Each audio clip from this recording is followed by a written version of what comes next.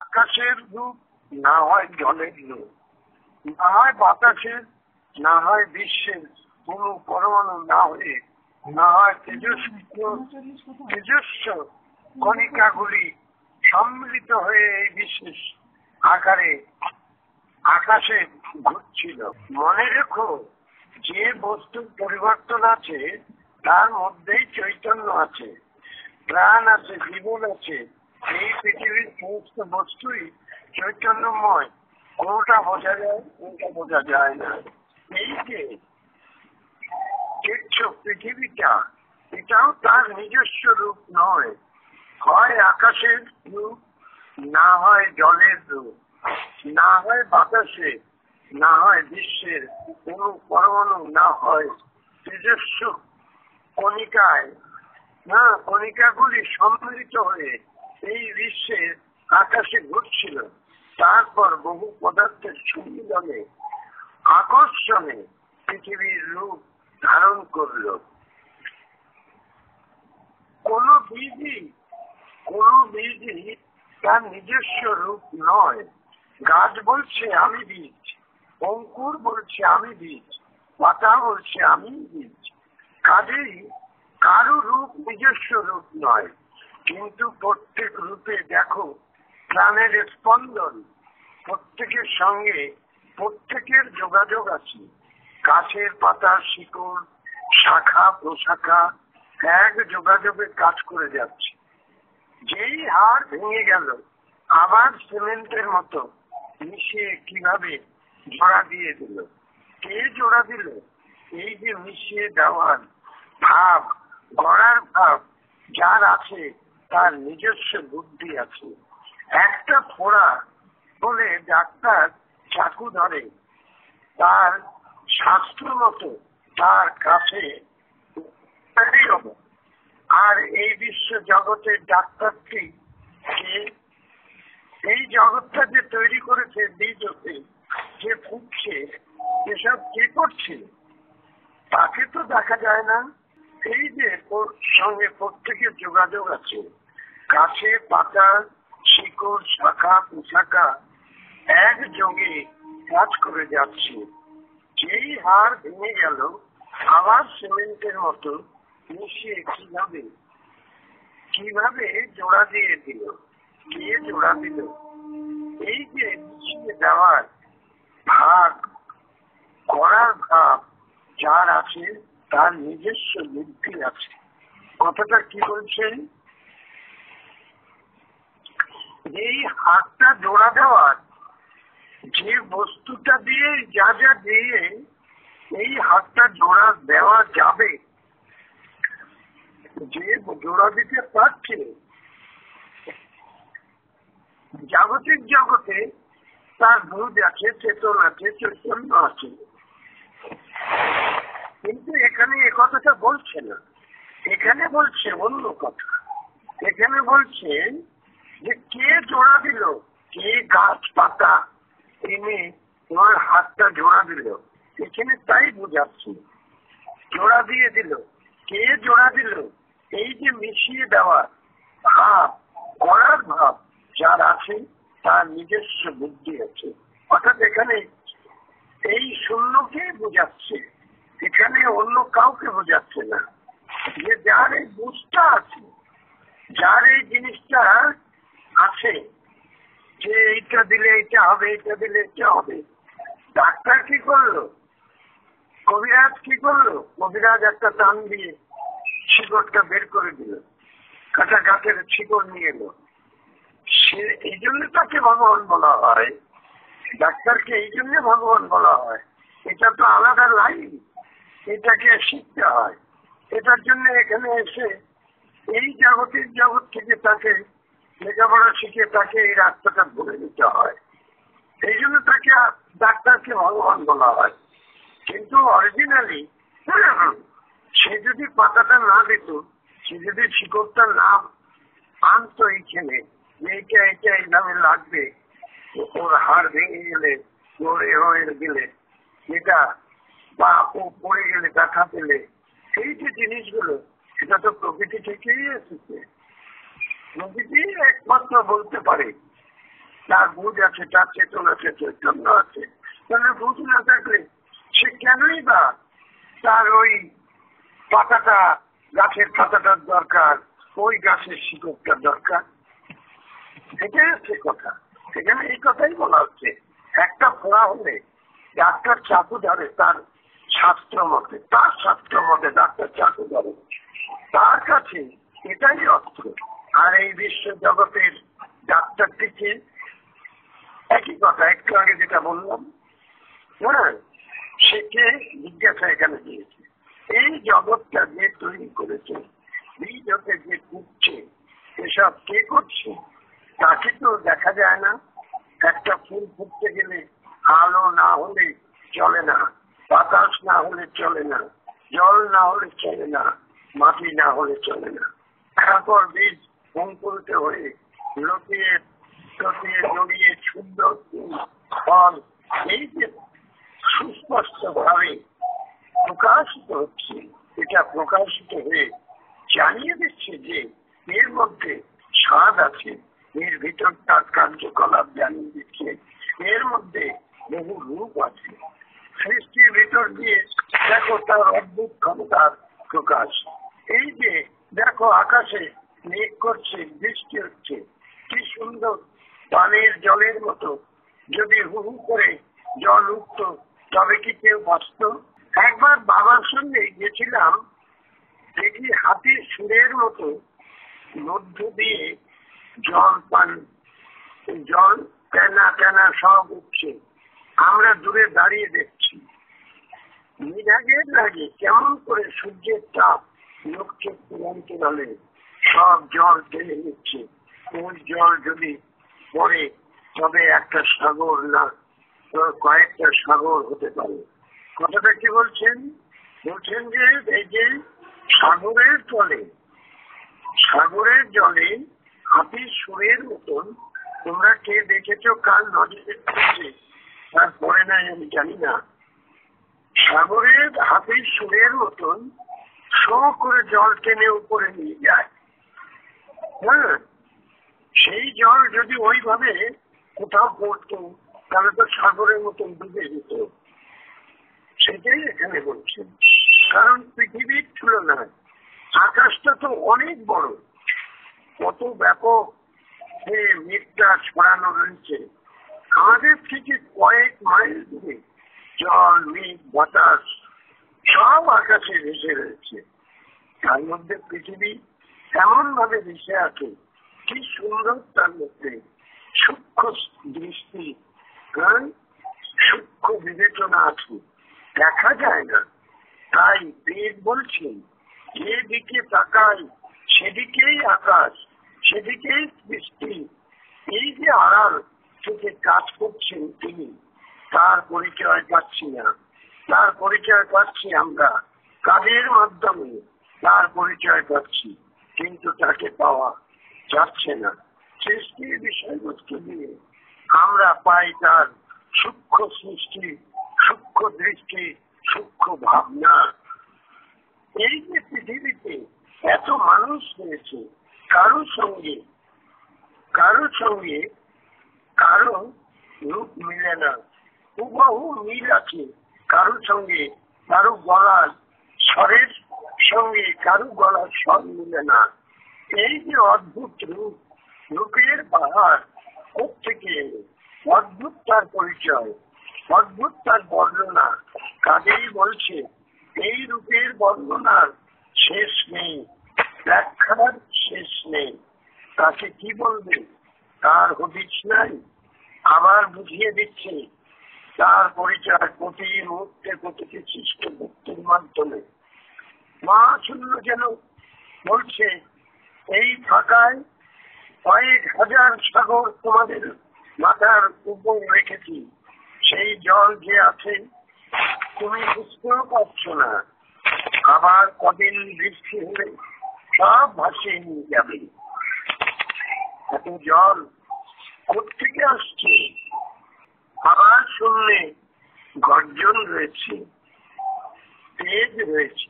এই আকাশে এই মহাচিহ্ন শব্দে ভরপুর, এই ধ্বনির ইঙ্গিত আমাদের জীবনের সঙ্গে নাদের সঙ্গে কে যেন মিশিয়ে দিয়েছে, বারবার আমাদের স্মরণ করে দিচ্ছে, ভুল করো না। ঠিক এই আকাশে বিদ্যুৎ গর্জন বর্ষণ রয়েছে, এই মেঘ আবার রয়েছে আড়ালে, কত পাখি যাচ্ছে, প্লেন যাচ্ছে, কেউ তো জল পাচ্ছে না। কয়েকটা সাগর ম্যাজিক হয়ে লুকিয়ে রয়েছে এই আকাশে, কিভাবে সম্ভব? বলছে যে এই যে এত কিছু রয়েছে, এত সাগর, এত গুলো সাগর ওখানে রয়েছে, এত জল রয়েছে, এত মেঘ রয়েছে, তবুও এই যে পাখি চলে, এই যে প্লেন চলে, ওই কারো গায়ে তো লাগে না, কার তো অসুবিধা হচ্ছে না। বাতাসের মাঝে ফাঁকা হয়ে গেছে সেই সত্তা, আবার আমরা তেজ বায়ুর মাঝে বাড়ি টেনে জীবন রক্ষা করছি। এক একটা জীবন পরস্পরকে আকর্ষণ করে মহাশূন্যের মাঝে এইভাবেই নিজেদের রক্ষা করছি। আমাদের এই দেহ যন্ত্রের মাঝে মেরুদণ্ডের মাধ্যমে ক্রীড়া পিঙ্গলা সুষমনা মহাশূন্যের যে বায়ু তেজ আলোকে আকর্ষণ করছি, সেই তেজ তুমি টানছি, সেই তেজ টেনে তুমি নিজের ভিতরে নিচ্ছ। শ্বাসে প্রশ্বাসে ঠিক করে স্মরণ করিয়ে দিচ্ছি মহাসাগরে যুক্ত আমরা। আমাদের ভিতর হতে কত নুনটা জল বেরোচ্ছে, নুনটা জল শুধু সাগরে হয় না, আমাদের মুখেও সেই নুনটা জল। কাজেই আমরা সূর্যের অঙ্গ, শুধু অঙ্গ নয়, স্বয়ং সূর্যের বীজ হয়ে, সাগরের বীজ হয়ে, বাতাস আলো তেজের বীজ হয়ে রয়েছি। সুতরাং জল বায়ু তেজ সব রয়েছে আমাদের মধ্যে। আমাদের শ্বাসযন্ত্র সেই ইঙ্গিত দিচ্ছে, এতটুকু নাসিকা ছিদ্র দিয়ে সমস্ত জগতের সৃষ্টি তত্ত্বের দ্বারাই বর্ণনা দিচ্ছে। বলছে একবার শ্বাস নেওয়ার সাথে সাথে সৃষ্টির তত্ত্ব, সৃষ্টির সাথে টানাটানি করছো। প্রত্যেক মুহূর্তে মহাশূন্যের বার্তা উপলব্ধি করেও তাকে বুঝতে পারছো না। তাহলে এখানে কি বোঝা যাচ্ছে? এখানে বোঝা যাচ্ছে এই দেহটা আমাদের, এখানে কি বোঝা গেল? বোঝা গেল আমরা এই দেহটা পেয়েছি, এই দেহটা আমাদের নিজস্ব দেহ তৈরি করবার জন্য। মেনলি এখানে সব থেকে বড় প্রশ্ন উঠে আসছে যে এই যে আলো জল মাটি বাতাস, এরা আমাদের দেহ তৈরি করবার জন্য এরা আমাকে বেশ সহযোগিতা করছে। এই সহযোগিতা নেচার থেকে করছে। এরা যদি মিলিত শক্তি না দেয়, এই মিলিত শক্তির আধারে, এই মিলিত শক্তির যুক্ততায় আমরা কি পাচ্ছি? আমরা এই মিলিত শক্তির যুক্ততায় আমাদের দেহ তৈরি করবার সুযোগ পাচ্ছি। সেই সুযোগে আমরা সেই সুযোগের সৎ ব্যবহার যদি না করে নিয়ে যাই, তাহলে আমাদের বারবার অটোমেটিক সহজ কথা, এখানে কোনো লুকোচুরি কিছু নেই, এখানে কোনো আলাদা কিছু মানে ধরে এনে অনেক রকম কসরত করে বুঝতে হবে তা না, সহজ কথা। যদি আমরা দেহটা তৈরি করে এখান থেকে নিয়ে নিতে পারি, তাহলে আমাদের আর এই জন্ম মৃত্যুর চোখের মধ্যে পড়তে হবে না। আর যদি না নিয়ে যান, তাহলে তো নেচার চাইবে তোমাকে যখন তৈরি করেছে, তোমার যখন মাত্রা আছে, জীবকুলের যখন মাত্রা আছে 20,000 কোটি মাত্রা, কম কথা না, একটা দুটো মাত্রা না।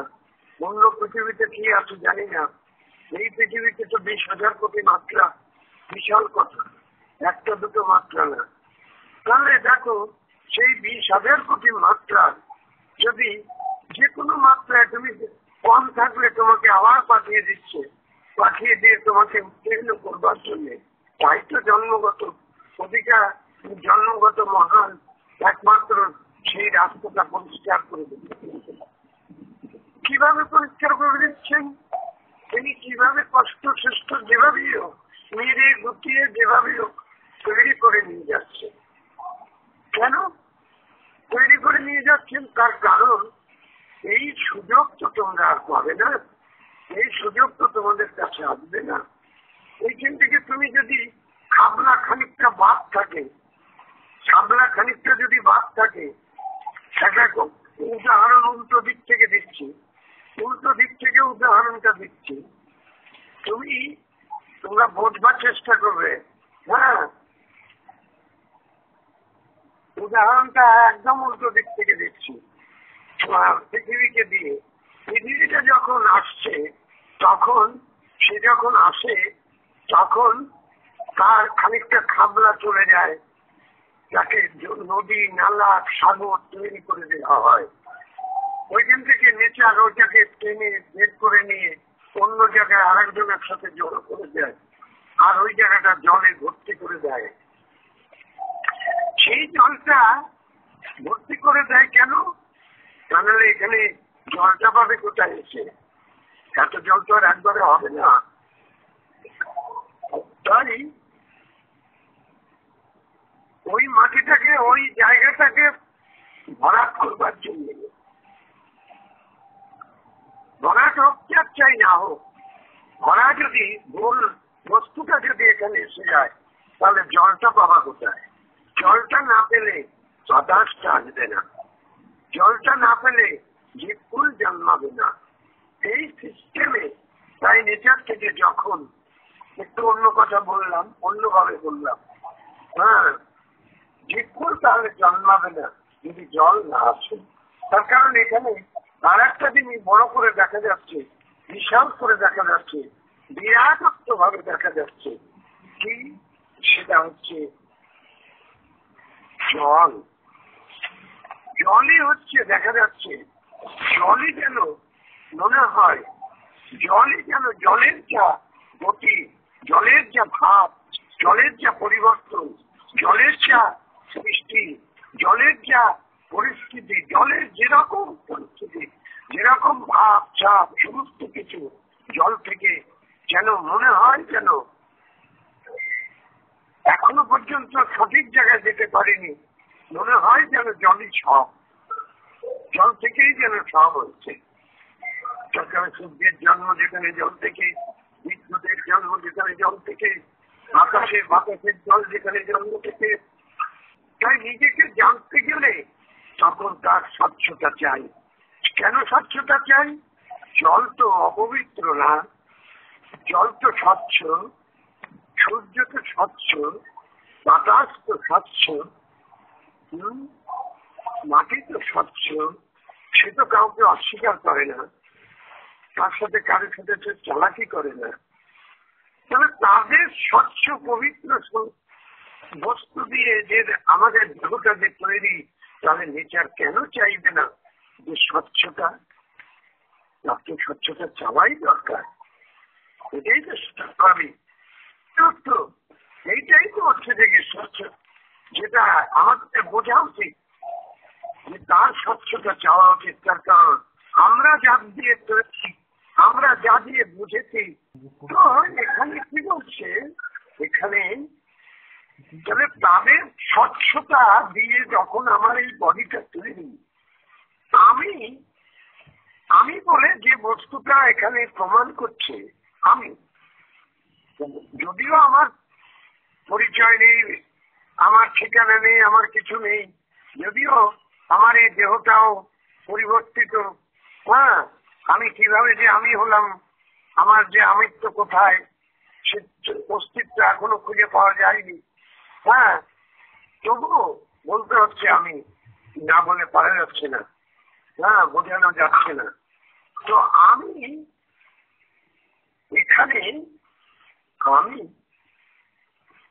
যদি শয়তানি করি, বজ্জাতি করি, তাহলে তো আমাকে ভুলতে হবেই ভাই।